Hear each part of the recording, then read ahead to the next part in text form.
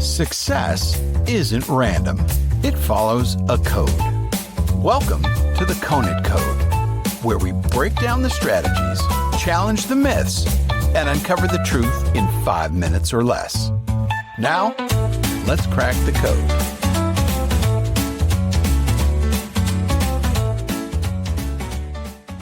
His name is nowhere in the history books, at least not the ones most people read.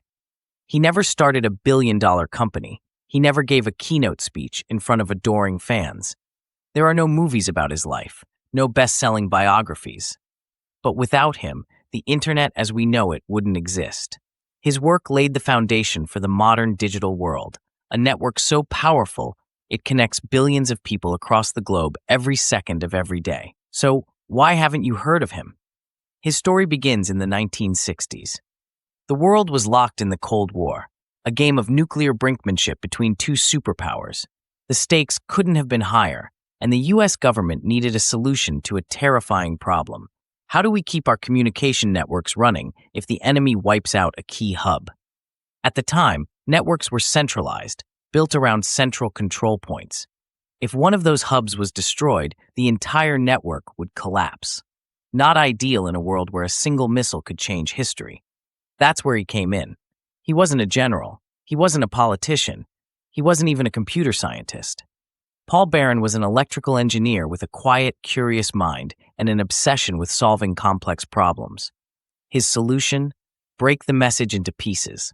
Instead of sending a single communication down one vulnerable path, he suggested dividing it into small packets. Each packet could travel independently along different routes, reassembling at its destination. If one route was destroyed, no problem. The packets would automatically find another way through. Packet switching, he called it. It was a radical idea. Revolutionary. Barron built a working prototype and presented it to the U.S. government, convinced it could change everything. It did, just not right away. His idea was ignored, too complex, too ahead of its time. It sat on the shelf, gathering dust for years. Meanwhile, Barron quietly moved on to other projects. It wasn't until years later that others rediscovered packet switching and used it to build ARPANET, the forerunner of the modern internet. The very technology that makes digital communication possible today owes its existence to Barron's idea. But by the time history caught up to him, it was too late for recognition. Others became household names. Tim Berners-Lee for inventing the World Wide Web, Steve Jobs for his visionary products, Bill Gates for revolutionizing personal computing. Barron's name? It faded into the background. The man who helped build the most powerful communication tool in history never got the credit he deserved. And yet, he didn't seem to care. Paul Barron wasn't interested in fame or fortune. His passion was solving hard problems, leaving the world a little better than he found it. He knew that sometimes the biggest innovators don't get statues, they get progress. The lesson? Innovation doesn't always come with a spotlight. The world remembers the flashy names, the big brands, the tech titans who stand on stage and make headlines. But real change often begins in the quiet minds of people most of us never meet.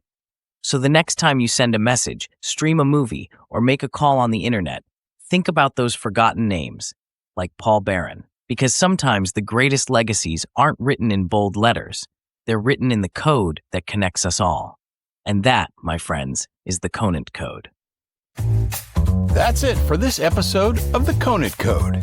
If you got something out of it, share it with a friend, follow the show, and leave a review on your favorite podcast platform.